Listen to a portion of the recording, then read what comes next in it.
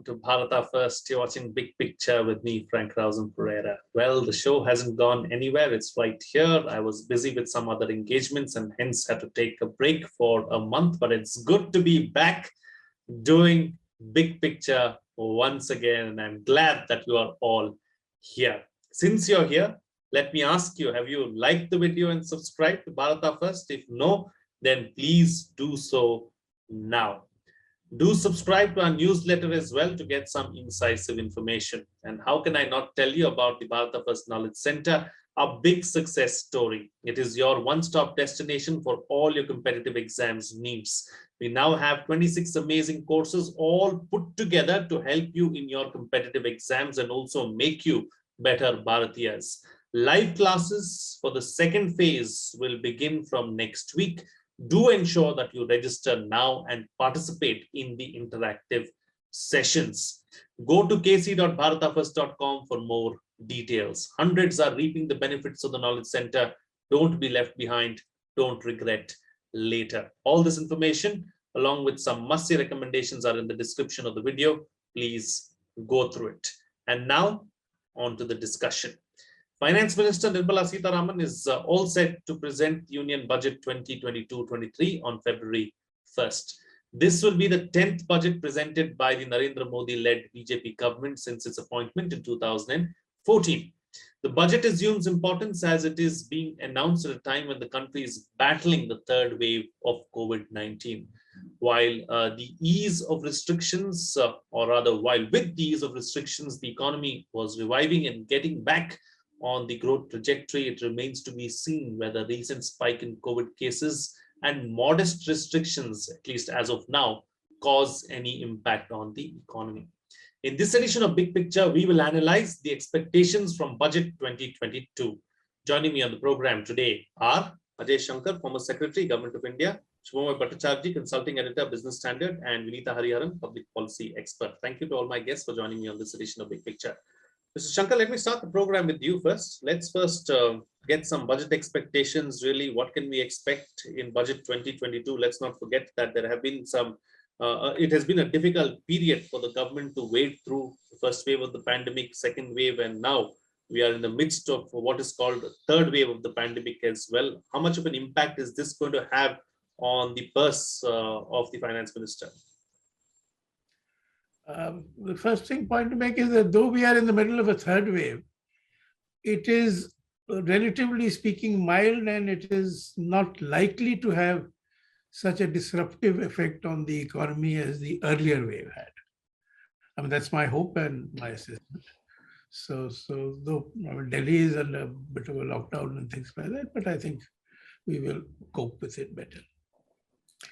The other point is that the economy is finally getting back to pre-COVID levels. So we are getting back to pre-COVID levels, and therefore we are in a position to see how the next would go.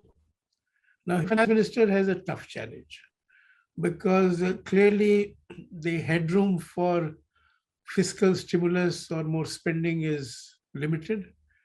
And the whole earlier announcements were that by 25, we will try to come back to slightly more normal levels. And the requirement is to get the economy to grow much faster. Now, there is certain, I think, skepticism creeping in the policy establishment that 5 to 6% GDP growth is probably what we can hope for and what is realistic given whatever factors that are there domestically, internationally. But I do believe that government should have more ambition and try and get us back to at least the 7-8% that we were experiencing earlier in the last decade. And so how do we do that? That would be the challenge for the Finance Minister. And normally the budget speech is an occasion where a certain policy prescription is also enunciated other than the taxes and the expenditure. So on taxes and expenditure, of course, there's not much space for maneuver because because anyway, the excise duties have gone to the new GST, so it's only the income and corporate tax rates that are covered in the budget, and I don't think there is that much headroom. There may be some optics there, but I don't think there's headroom for anything very substantial. Right. So I am hoping that there would be signals on how government intends to get the economy to get into a higher growth trajectory, and what policy instruments government may like to consider or is thinking of outside direct expenditure from the budget. Absolutely. Shubhamay, let me bring you into the picture now. This issue of the fiscal deficit. How big a problem is it, and how much of an impact is it really going to have on the budget itself? The fiscal deficit now will not be the problem. Rather, it possibly will have to be the solution. In the sense that in the pandemic, the government had to make both fiscal deficit wide and the monetary policy accommodative, which simply means, to put it in layman's language, interest rates had to fall and government had to provide larger SOPs to different sectors, ranging from food grains to the lowest level to tax concessions at the highest level, all sorts of things to ensure that people were shielded from the pandemic. Now, 2 years later, what you essentially need is for one to fire and for the other one to turn slightly more cautious. Now, markets, that is both capital bond markets as well as equity markets, will want monetary policy to be accommodative and fiscal policy to be strict, because that helps asset prices. Without going into the further details of that, that is what markets usually like, which means RBI's lower interest rate, taxes to be raised or funded to ensure that the headline numbers look better. For the economy, however, larger economy, we want exactly the reverse, in the sense that we want that monetary policy to start mopping up liquidity, even if rates are not to be raised, and taxes to be not raised, but fiscal deficit to be expanded. Now, that means from last year, when it was 9.5% headline number, the government had planned to come down to 6.8%. It might very well come there, but if it slightly slips up, as Dr. Ajay Shankar was pointing out, it will not be a problem. Why?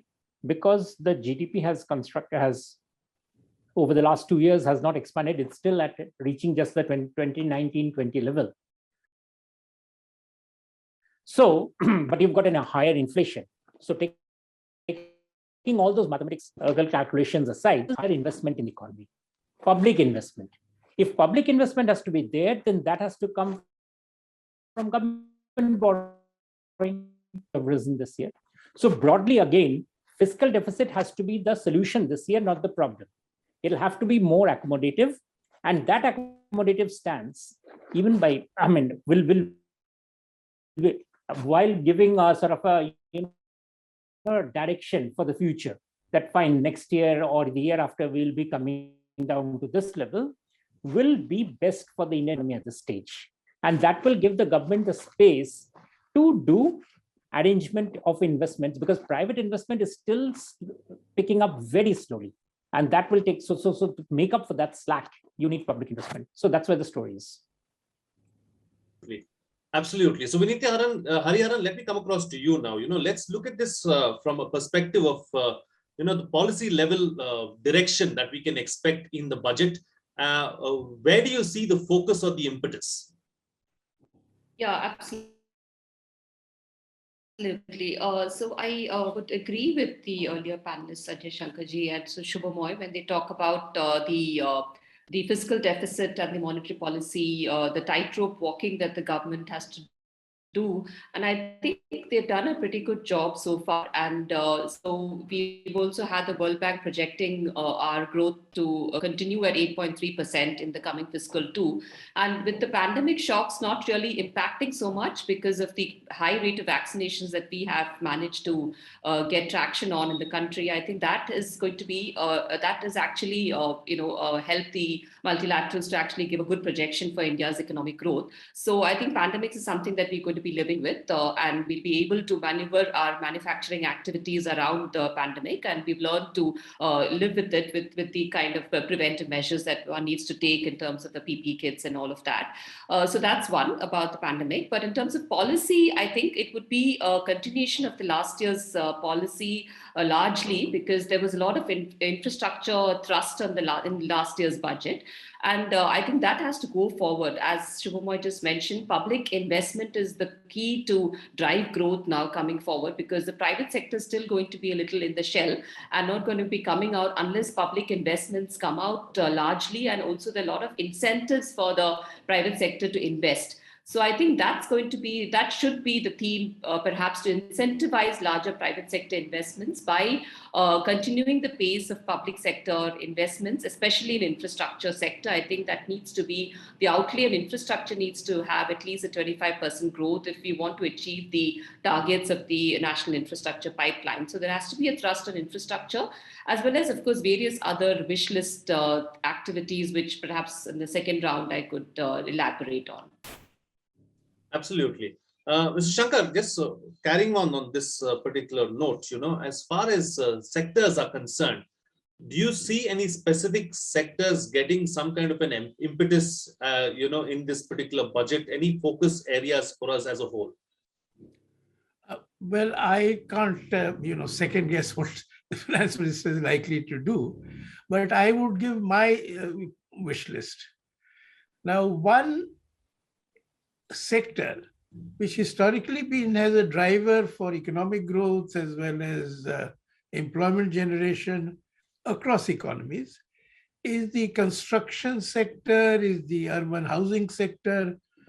And this somehow, because of a variety of reasons, we have not seen this sector as an engine of growth and job creation. I mean, we did have a major transformation a few decades back when housing finance became available to people like us. But government policy has not really looked at urbanization, housing, construction as something which drives economic growth and job creation, which has done across the world and across the last 100 years. So if you look at China today, they have a bit of a crisis because the real estate sector is a bit of a bubble. The 2008 crisis in the US occurred again because there was a bubble, but notwithstanding the bubble, it was sort of probably errors in management. But these diverse economies have seen housing and construction as an engine of growth and of job creation and urbanization. Now, we haven't done it as yet, or not enough. So I do hope that this is recognized as an engine of growth. Because if you look at the structural changes that India needs in its economy, we need to bring people from the rural economy at lower levels of productivity into urban settings where, due to externalities or agglomeration effects, they are able to be more productive, earn more. And how large that benefit is was brought home to us very starkly when we had the migrant labor going back last year. And we suddenly discovered that there's so many of them and how dependent we are. So this is one area which I hope the government would give attention to. The second hope I have is, can they look at unorthodox policy instruments for generating demand? And how to do that? It's easier said than done, but it is possible, in my view, that you can find creative ways of generating demand. So, for instance, the PLI scheme is a scheme which is moving in that direction because you're giving incentives, so people are beginning to invest in those sectors. So you can also take it to another level, which is to say that I will use government procurement to drive in private investment and therefore demand creation. So for instance, I could say that, okay, the renewable energy solar panels, I will buy solar panels where the value addition in India is 80%, and I will not import from China, and the plant may come up 2-3 years later, but whenever they come up, whatever is L1, I'll buy the entire production for the next 4-5 years. So this kind of unorthodox thinking may help. Absolutely. Yeah, I think it's high time that we, decided to do something out of the box, because these are unprecedented times, and unprecedented times call for measures like that as well. And hopefully it will give us the shot in the arm that we've been looking for, not exactly the jab, but like, the actual shot in the arm. So Shubhamay, coming back to you now, we saw healthcare spending go up considerably in the previous budget, and we are doing far better than some of our neighbors now. We were doing abysmally as far as spending in the healthcare sector is concerned. Is that going to be another key focus area in this budget, do you think? Unmute, please. Very interesting point that you raised, Frank. Health, education, agriculture, these sectors have a lot of multiplier effect. By agriculture, I mean agriculture investment. The problem is major work in these sectors have to be done by the state governments. Center can only give directions. What the states are saying, and many states are guilty of this, they ask the center to give them the money, and then they say, we'll spend. Most of the time, most of the states are not spending well. We can't have islands of virtue like some of the South Indian states and a huge ocean of irregular work, which many of the states are.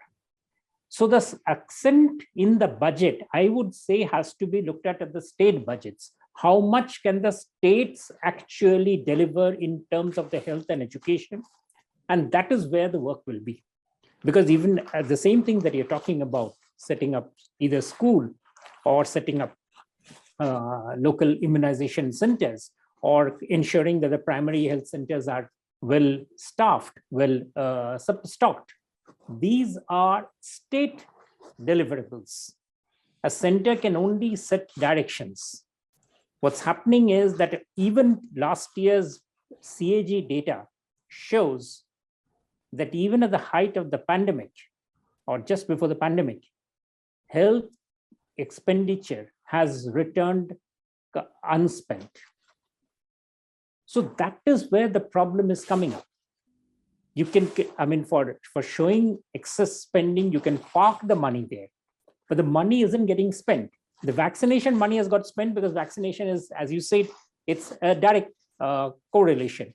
You have that many amount of ampules, you vaccinate the people. But what happens to the longer running things? This is something that needs to be understood and implemented fast. States will be doing enormously good for themselves if they get into this business, and center works on policies of industry, trying to build in bigger industries into areas, setting up good policies that helps them, ensuring environmental standards are met, which can have a pan-central level. And unless this sort of differentiation is created and achieved, there's a problem. Like this year also, when the capital expenditure data will actually come, what's shaping up is the states have not spent as much as capital expenditure as they needed to. Now, there can be enough reasons. States might say they have my problems in borrowing, but if they have a problem in borrowing, they can always turn to the center to say that give me softer loan. But it has to be done. And here it doesn't matter whether which party is in power. The point is at the state level, implementation is not happening, and that, or rather happening slower, and that needs to be ramped up. That is the lesson from the pandemic that is coming up. Survival rates and other things have all happened basically where the states have performed. I'm not even going to the municipal level. Yeah. Very true. Absolutely. Very, very, very good point raised there. And I hope that it happens, and I hope that the states take this seriously. Moving forward now, Vinita Hariharan, what other sectors do you see focus as far as this budget is concerned? Yeah, just to add to what Shubhamoy just mentioned about state spending, that's something that I have seen at close quarters when I go on field visits to various states to see the implementation of centrally sponsored schemes. There's a huge allocation, as we have seen last year, by the central government towards various programs, which is to be implemented by the states. So where the flaw is seen is that these centrally sponsored schemes are actually routed through the state governments.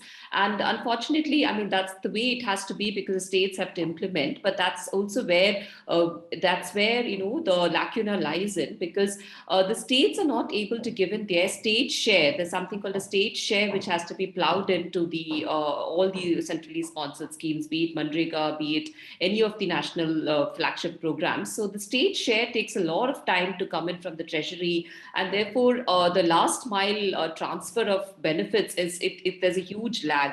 So that's a big gap. So in order to, I wish we could have, there was a proposal mooted, I think a year back, on having Niti Aayog kind of agencies in every state, where these agencies would actually coordinate with various state departments and see to it that the centrally sponsored schemes, at least the budget flow and the policy intent of these centrally sponsored schemes are intact and it's implemented effectively. So that's one announcement that probably the center should consider.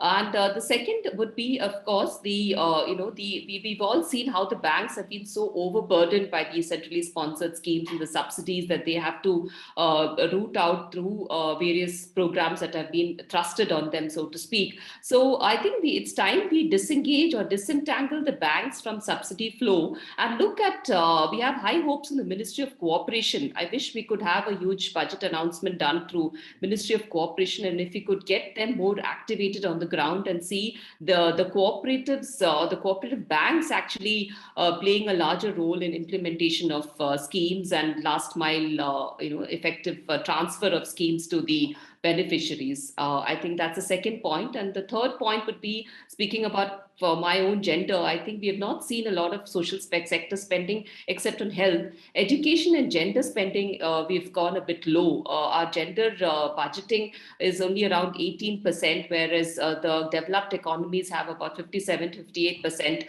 for gender, budget. So I think that's something we look forward to increasing. Something like a PLI scheme, if there is a productivity linked incentive given to industries and corporates for hiring of more women professionals and to increase the labor force participation of women. I think that's something that we need to look forward to. And of course, infrastructure spending, I think that is something that again has to go in the momentum that it was announced last year. And we would like to see more announcements from the finance minister on what happened to the NAPFID and whether the equity spending that was announced has actually gone to NAPFID. And we'll also look at creative sources of innovative sources of revenue for the state and the central government, like municipal bonds and more innovative options for revenue resource generation, especially for the state and the municipal levels.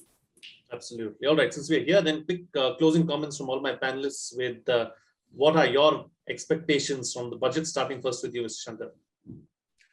Expectation is that there would be a thrust on getting higher growth rates.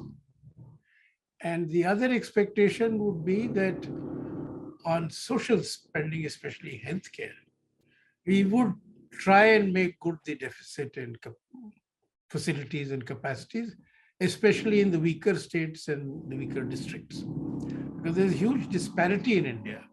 So I think a special program which addresses the gap in healthcare facilities, which targets districts, backward districts, rather than a sort of standard formula-based flow of funds to states. I think that it has been attempted in the past in some areas. I think healthcare certainly, it's time we went that route.